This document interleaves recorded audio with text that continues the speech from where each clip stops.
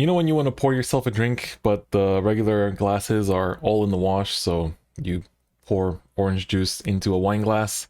Yeah, that's the world we live in. Anyway, boy oh boy, it's finally time to start talking about meta results. I have a lot of nice content coming for the beginners in overdress, but of course, you know, I'm a very competitively minded person. I love my commentary, I love participating in tournaments, I like to see tournament results, and I get hyped about pro play, and so of course, meta analysis is something that I love to do. And man, there's something about overdress where like, can y'all relate to this? Where sometimes you're just sitting there, like you're just like spaced out, and you just like think of something hype, like from a game or whatever that happened, you're just like, ah, Vanguard's the best. I've been going through a lot of that lately, so yeah. Anyway, today we're going to be using several resources to take a look at how the early overdress meta has been shaping up, specifically the first 2 weeks of release. Now, the important thing to note here is that we had a lot of results from the first 2 weeks, and now we're sort of in the middle of week 3, and unfortunately there's a state of emergency in Japan, which means that, well, not in Japan, in Tokyo and Osaka and other cities, but those are kind of the hubs for competitive play in Japan, and so because of that, all the tournaments are cancelled, and a lot of shops can only, you know, basically do like come in, buy stuff and leave, or some shops just closed completely for 2 weeks because they're like, all right, well, I mean, we can't do tournaments, so there's too many restrictions that we have to follow, so therefore we're not doing anything. And so because of that, I think this week will be a bit low on tournament results from like the big cities, but we still have some tournament results from the other parts of Japan flowing in, and also from Asia. And I mean, in 2 weeks it's the English release, so I guess we're gonna get some info from the English side very soon. So we're gonna look at several things today. First things first, we're gonna look at the double crit tables that are produced every week, which take basically the number one, the first places from all the shop tournaments recorded, and compile into a nice little pie chart. Then we're gonna take a look at what Dexander has. I think he records not just winners but also top cuts. Yes, he takes from 4th to and up, so it is by default more lists. Then I want to take a look at some of the top player opinions on the meta and kind of talk about that. And then finally, there are some other cool infographics from people like Living Proof that I also wanted to kind of highlight and showcase today. So when the booster set came out, I think for a lot of people there was a lot of different opinions on what is actually the best. A lot of people kind of agreed that Bastion seems really good, and so people kind of went, okay, Bastion seems good. Bruce and Vera Magnus, people went like, yeah, this has potential, this seems pretty strong, but they were like, oh, maybe you deck out too often, maybe it's not that good. People thought Hexo Orb seemed pretty good because of the extra crits. Nirvana seemed weak, but then ended up being pretty strong. Prison was supposed to be dead in the water. Zorga was supposed to be super good. And so there's all kinds of different opinions from people. And then the reality was like yes and no. Like some things were accurate, some things were completely off. And so let's take a look at how things actually looked. From my own perspective, I kind of expected everything to sort of top here and there, except for maybe Eugene. Sorry, Eugene. All right, let's take a look. So first things first, we have this beautiful table from Double Crit. So this is recording the shop winners from the 16th of April to the 22nd. So 16th of April, I believe, was the actual release date of the decks. And so here you can see 35% Bastion tops, just like 35% of people that watch these videos that aren't subscribed. Damn, I can't believe. Is there a correlation?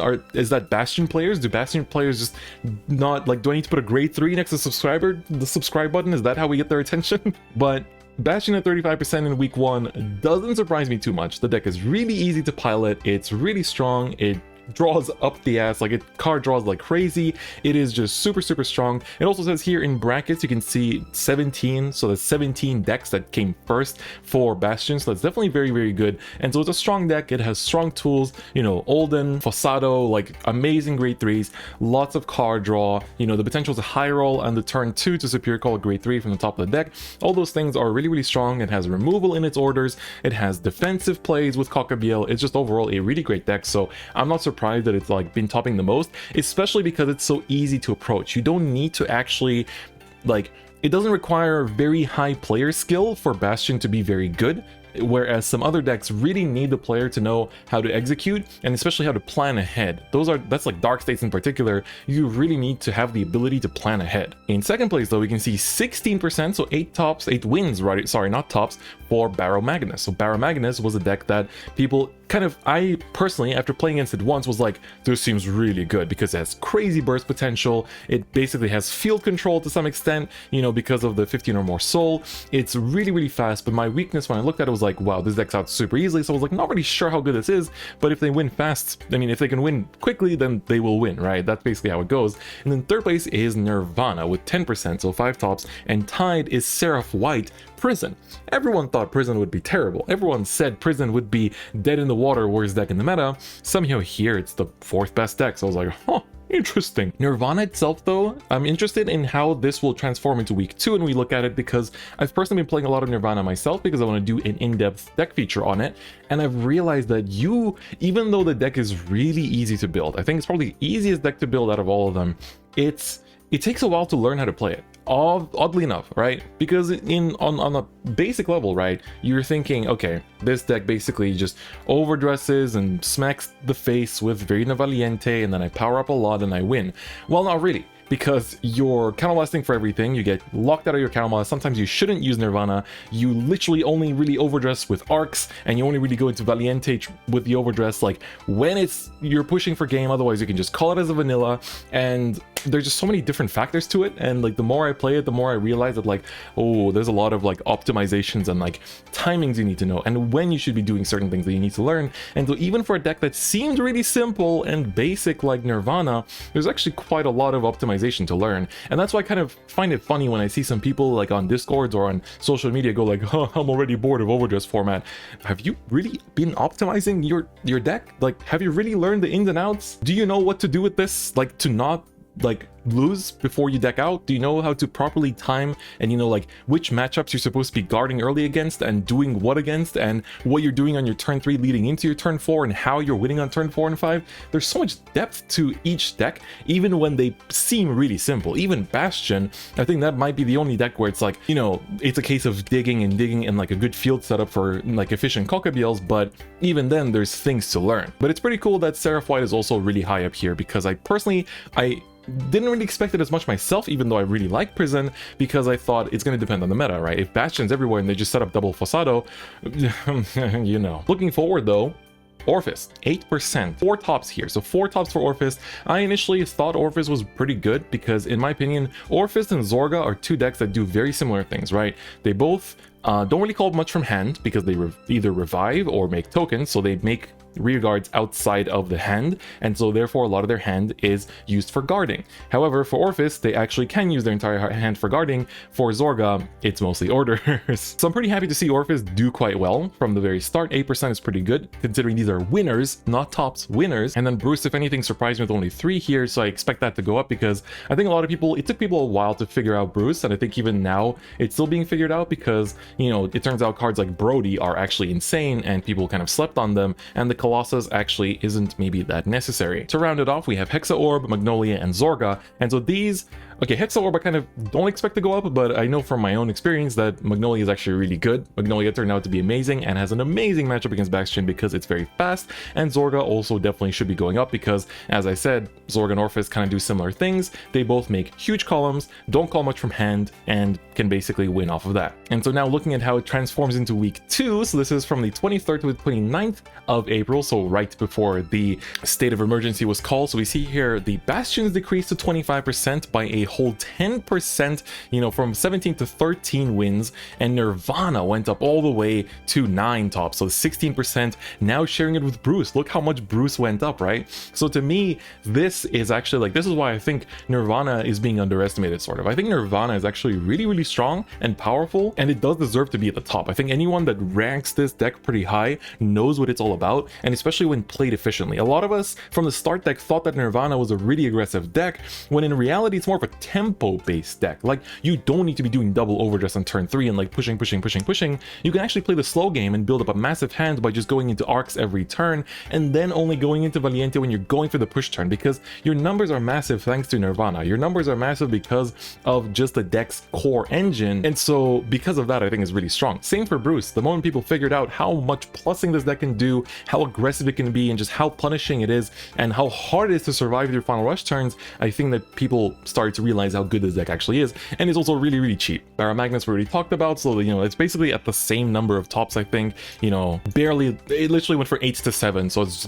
basically doing just as well as it was doing before. And then here's Zorga and Orphis now sharing 5 tops each with 9%. So Zorga, like I said, I definitely expect it to be doing quite well. I think Zorga is actually really, really strong. It can be a little bit clunky, especially the mill order. When it mills, you just like order, trigger, or like order, PG, trigger, and you're just like, do I really have to call PG and trigger? At the very least, you have the Ghost Chase card, which is actually probably one of the best cards in the set, that allows you to bounce those PGs, you know, during your opponent's turn back to your hand. So at least that is kind of its saving grace, I would say. But of course, anything that is Grand Blue-esque is going to be pretty good, because a graveyard recurring kind of mechanic is always going to be pretty nice. And Orphis is great. I love Orphis. Here, you thought it was going to be Prison, but actually it was Orphis. Wow, crazy. Then here, Magnolia is pretty low. There's been also a lot of Magnolia lists on the rise that use the ride line from the Zorga deck and actually play some of the Revival order as well, because that way you can actually call stuff and plus without counterblasting. Of course, it is a soul blast, but at least you're not soul blasting for the Magnolia ride line. So those kind of different builds have been popping up. There's also been Orphis and Seraph Snow fusions, so like people actually using the two, where you go into Orphis from your ride deck, and then you make the worlds, you make the 3 tokens, and then maybe even 5 tokens, then you go into Seraph Snow to start arresting stuff, and then basically they just get overwhelmed by everything. To me, that deck seems a little bit bricky, but I do look forward to trying it out. For now, I'm playing this sort of like non-hybrid builds, but I do look forward to trying out some of the hybrids, such as, you know, the Magnolia with the Zorga cards, or the, you know, Seraph Snow Orphis hybrid as well. And as expected, unfortunately, you know, Hexa Orb kind of fell down, but Seraph Snow really dropped as well. I think that kind of correlates with the idea that, you know, when you don't know what to do against Prison, it's really, really good, and once you learn how to play around it, it gets a lot worse. That's why Nirvana is so high up here, because Nirvana players figured out they can make a triple Trickstar back row, which cannot be chosen because that's Trickstar's effect, never overdress, and they never hit more than 2 prisons, right? So they never hit the 3rd one for the extra drive check,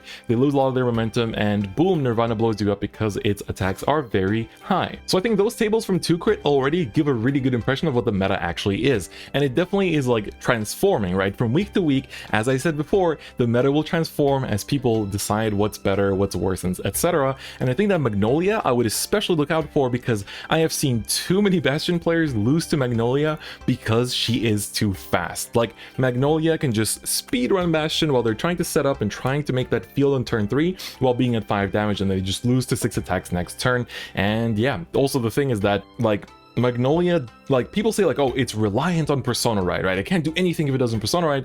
That is definitely not true. Magnolia is still very strong without Persona Riding. It's just a bonus if you do Persona Ride. Of course, it is a good one, but at the same time, it doesn't make the deck bad either. The deck is really good on its own. If anything, its biggest weakness is that it counterblasts a lot, right? And there isn't really a good countercharger for it yet, and so hopefully it does come in the future that is not based with an order that forces you to retire 2 cards. All right, let's quickly take a look at Dexander's pie chart. So this one is using the top 4s from these tournaments. So here we go. Bastion with the 26%. So of course, this one is expected. That's 30 decks for Bastion. That's a lot. And as I said before, it's an easy to use deck, very approachable, and just very, very powerful as well, right? And if you don't know how to play against, if you don't know how to take advantage of this slow startup that Bastion has, you're going to get overwhelmed by it, right? Then Barrow Magnus with 20%. It's not even falling behind that much from Bastion, right? 23 tops for Barrow Magnus is nuts. That's actually a huge amount of tops. And so that's definitely very respectable. And we've seen a lot of players, you know, play Barrow Magnus to a masterful level, right? It's just a really powerful deck if you know how to control it. Then Verina we see is as well here with 15 tops. Bruce following up right after, so those 2 decks are kind of like in tandem at the top. Seraph Snow here with the 8 tops. Of course, keep in mind that this is for both weeks combined. It's not like a week-to-week basis like we saw just now. This is, you know, like the early Seraph Snow tops and the lesser ones in the future weeks. Then of course Zorga has the same amount of tops, Magnolia has the same amount of tops, and so basically like Seraph Snow, Zorga, Magnolia are these like kind of like more underdog decks getting a lot of nice tops there as well. The only thing that doesn't add up is that it says there's 5 tops for Orphis here when the double crit tables show 9. That 1 didn't even top, so I guess, you know, it's hard to capture everything. You know, sometimes there's no pictures, they're just like written in, you know, in like by a shop or something what the tournament results were. Then of course Hexa Orb and Orphis are at the bottom. So unfortunately, Eugene is really not doing much. However, I say that, but I know that there was a big Vanguard event, a team event last weekend, where I know that one of the big Vanguard channels from Japan, Toaru Daigaku no Vanguard, they played in the tournament. They made it to one of the teams made it to finals, and they said that they lost in finals to Eugene. So that means that a team using Eugene topped, and the Eugene player won in finals.